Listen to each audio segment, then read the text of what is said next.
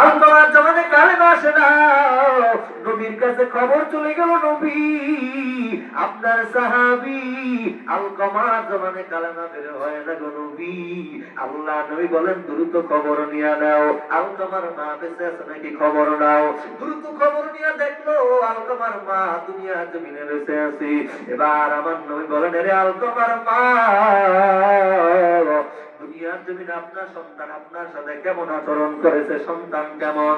আলকামার মা ডাক দিয়া বলে নবী আমার সন্তান ভালো, মানুষ হিসেবে বড় ভালো।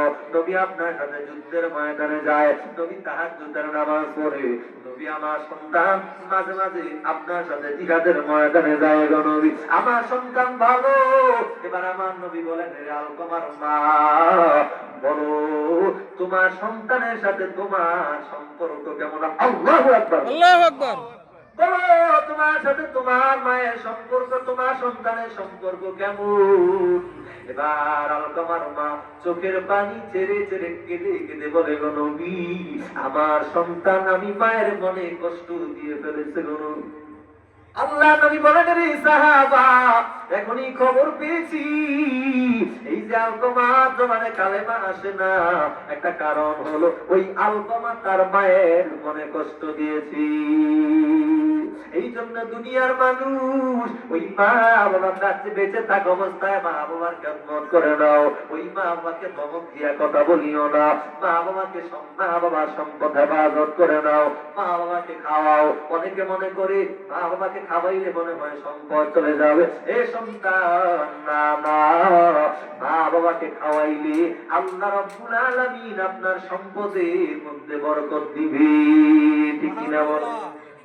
অতএব যারা মায়ের মনে কষ্ট দেয়, এমন সন্তান আছে মায়ের মনে কষ্ট দেয়, মায়ের মনে কষ্ট দেওয়ার পরে ওই মা বাবার সাথে ক্ষমা চাওয়ার সুযোগ তার হয় না, মা বাবা মরে গেছে। এমনও খবর আছে না নাই? এমন আছে মা বাবা দুনিয়া থেকে বিদায় নিয়ে চলে গেল, মা বাবার থেকে ক্ষমা চাওয়ার সুযোগ হয় নাই। অতএব আমি বলতে চাই সন্তান দুনিয়াতে সময় থাকা অবস্থায় ওই মা বাবার খেদমত করে নাও। ওই দুনিয়ার জমিনে এমন সন্তানের খবর আমরা জানি যে সন্তান মায়ের উপরে আঘাত দেয়, এমন সন্তান আছে না নাই? মায়ের উপরে আঘাত করে মাকে কষ্ট দেয় এমন সন্তান আমি দেখেছি। আমাদের চাঁদপুরের জমিনে একটা যুবক ৬০,০০০ টাকা বেতনে চাকরি করে না, চাকরিজীবী যুবক। কত বেতন? ৬০,০০০ টাকা বেতনের চাকরি।